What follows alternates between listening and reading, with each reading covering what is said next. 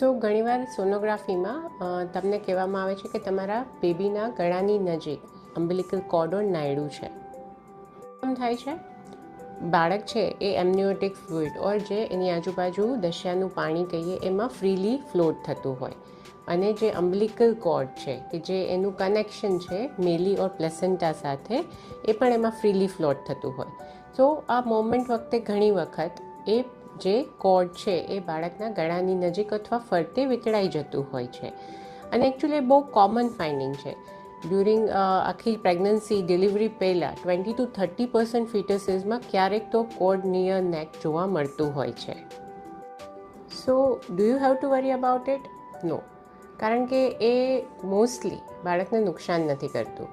બાળકને ઓક્સિજન છે એ એના નાકમાંથી ગળામાંથી નથી મળતું, એ એને પ્લેસેન્ટામાંથી કોર્ડ થ્રુ જ મળતું હોય છે. અને કોર્ડમાં એક પ્રોટેક્ટિવ જેલી હોય છે, વાર્ટન્સ જેલી, કે જે એના બ્લડ ફ્લોને પણ પ્રોટેક્ટ કરતી હોય છે.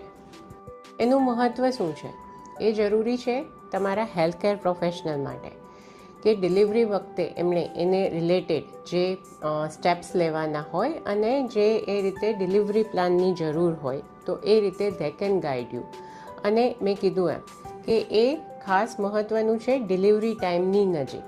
પહેલાં ઘણી વખત સોનોગ્રાફીમાં લૂપ્સ નિયર નેક આવી શકે કે જે ડિલિવરી ટાઈમ સુધીમાં નીકળી બી જઈ શકે, અને ઘણી વખત લૂઝ લૂપ સોનોગ્રાફીમાં દેખાણું હોય એ જ્યાં સુધીમાં ડિલિવરી ટાઈમે પહોંચે અથવા ડિલિવરી દરમિયાન ટાઈટ લૂપ બી થઈ શકે.